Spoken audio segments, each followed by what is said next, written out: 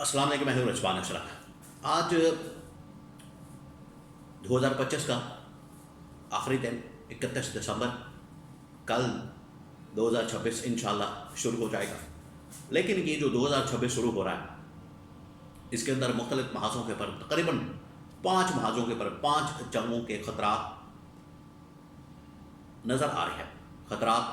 بادل منڈلا رہے ہیں، خطرات کے، جنگوں کے 5 جگہوں کے پر 5 محاذوں کے پر مختلف ممالک کے درمیان لڑائی اور جنگ شروع ہو سکتی ہے۔ بالکل اب کنارے پر آگے ہیں، اور 2025 کے اندر یہ جو ٹرمپ کی جانب سے جعلی قسم کی، کاسمیٹک قسم کی ایفرٹ کی گئی، نیگوشیٹ کروانے کی، بات چیت کروانے کی، ڈائلاگ کروانے کی، پیس کروانے کی، امن کروانے کی، وہ جعلی کوشش ناکام ہو گئی، کھل کے سامنے آ گئی۔ اور آج دنیا میں ایک بار پھر سے 2026 کے اندر انٹر ہوتے ہوئے 5 جگہوں پر محاذ، جنگی محاذ کھلنے جا رہا ہے۔ اس کے بارے میں بڑی اہم ترین معلومات میرے پاس موجود ہے، وہ آپ کے ساتھ میں شیئر کرتا ہوں۔ پہلا محاذ جو 3-4 محاذ ہے، 5 محاذ ہیں جو کھلنے جا رہے ہیں، میں مختصر ان کے بارے میں بتاتا ہوں۔ پھر یہ جو سعودی عرب یو اے ای کے درمیان معاملہ ہوا ہے، سعودی عرب اور یو اے ای کے درمیان جنگ ہوئی ہے، یا ایک دوسرے کے اوپر جو حملہ ہوا ہے، آمنے سامنے آگے ہیں، اس کے بارے میں آپ کو بتاتا ہوں۔ تو پہلا جو اس وقت معاملہ ہے وہ ہے یوکرین اور روس کا، ایک دوسرے کے اوپر حملے شروع ہو گئے ہیں، تو یہ والا جنگی محاذ بھی کھل سکتا ہے۔ نمبر 2، ایران اسرائیل، ان کے درمیان بھی جنگی محاذ کھل سکتا ہے، اور دوبارہ سے تیاریاں ہو رہی ہیں ایک دوسرے کے اوپر حملہ آور ہونے کی۔ پھر افریقہ میں، صومالیہ وغیرہ میں، ادھر بھی ایک جنگی محاذ کھل سکتا ہے، اور ادھر بھی ایک جنگ چھڑ سکتی ہے۔ پھر پاکستان، انڈیا، افغانستان، یہ محاذ کسی وقت گرم ہو سکتا ہے، یہاں پر بھی حالات خراب ہو سکتے ہیں۔ اور سب سے اہم ترین محاذ جو اس وقت سینٹر آف اٹینشن بنا ہوا ہے، پوری دنیا کی توجہ اس طرف ہے، پورا عالمی میڈیا اس کو کور کر رہا ہے، اس کے بارے میں بات کر رہا ہے، تبصرہ کر رہا ہے، وہ ہے اس وقت مڈل ایسٹ کی صورتحال، غزہ، فلسطین، اسرائیل،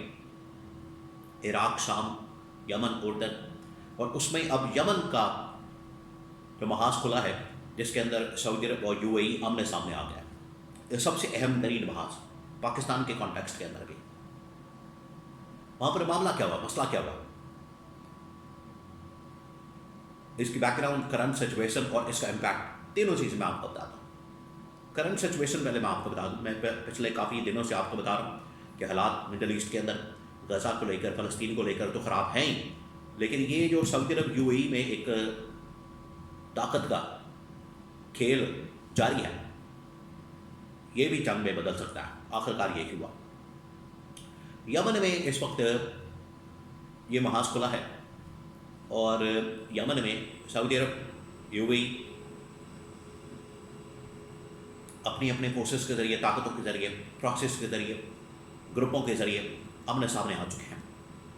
پہلا جو حملہ کیا گیا سعودی عرب کی جانب سے یو اے ای کے جہازوں پر، بحری جہازوں پر، شپوں پر، وہ کیا گیا اس وقت جب فجیرہ بندرگاہ یو اے ای کی، وہاں سے 2 جہاز نکلتے ہیں، بحری جہاز، اور جاتے ہیں یمن کی بندرگاہ بقلا پر۔ وہاں پر کچھ سعودی عرب کی جانب سے یہ اظہار کیا گیا کہ فوجی ساز و سامان کی منتقلی ہو رہی تھی یہاں سے، اور ان گروپس کو دیے جانے تھی، یہ فوجی ساز و سامان ان گروپس کو دیا جانا تھا جو کہ سعودی عرب کے خلاف، یمن کی حکومت کے خلاف برسر پیکار ہے، جس کی وجہ سے سعودی عرب نے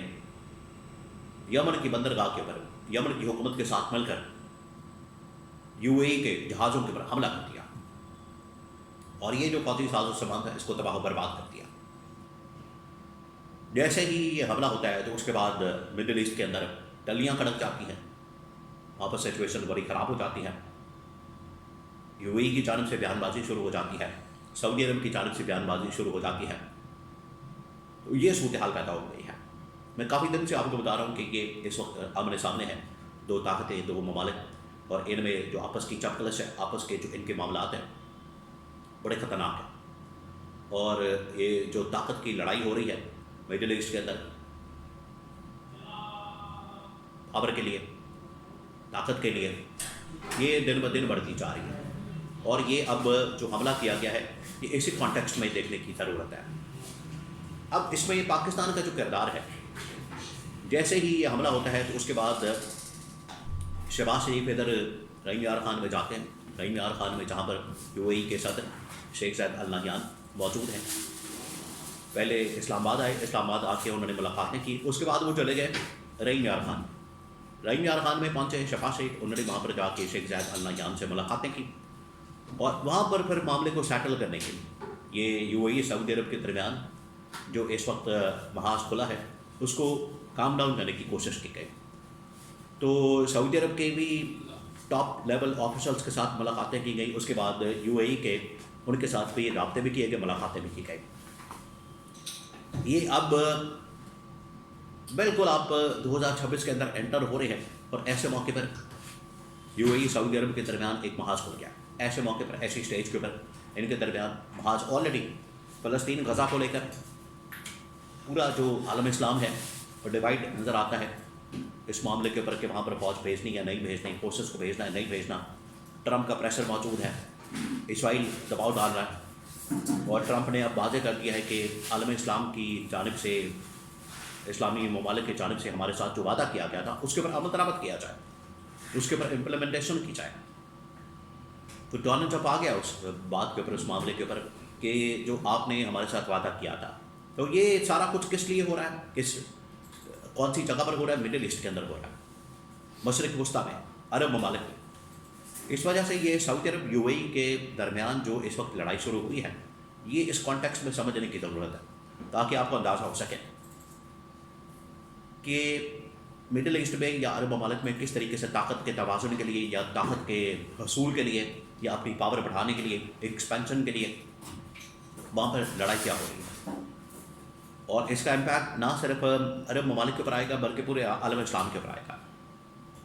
اور دیکھیں پاکستان اس کا ڈائریکٹ شکار بن سکتا ہے، کیونکہ پاکستان کے لیے اب سعودی عرب کے ساتھ جانا، یو اے ای کے ساتھ جانا بڑا مشکل ہو گیا۔ تو یہ بیلنس رکھنا بڑا ضروری ہے کہ آپ دونوں کے درمیان ایک صلح کروا دیں، دونوں کے درمیان پیچ اپ کروا دیں، معاملہ حل کروا دیں، بجائے اس کے کہ آپ کسی ایک سائڈ پر جائیں۔ ایک سائڈ پر جانے کے بجائے اس سے نقصان پاکستان کا ہوگا۔ آپ دونوں کو آپس میں بٹھائیں، ملاقات کروائیں، پیچ اپ کروائیں، تاکہ یہ جو یمن کے اندر ایک حملہ کیا گیا اس کے نتیجے میں ایک جو محاذ کھلا ہے اور اس کا جو امپیکٹ ہوگا اس کو کنٹرول کیا جائے، اور دونوں کے درمیان پیچ اپ کروا کے عالم اسلام کے اتحاد کو یقینی بنایا جائے۔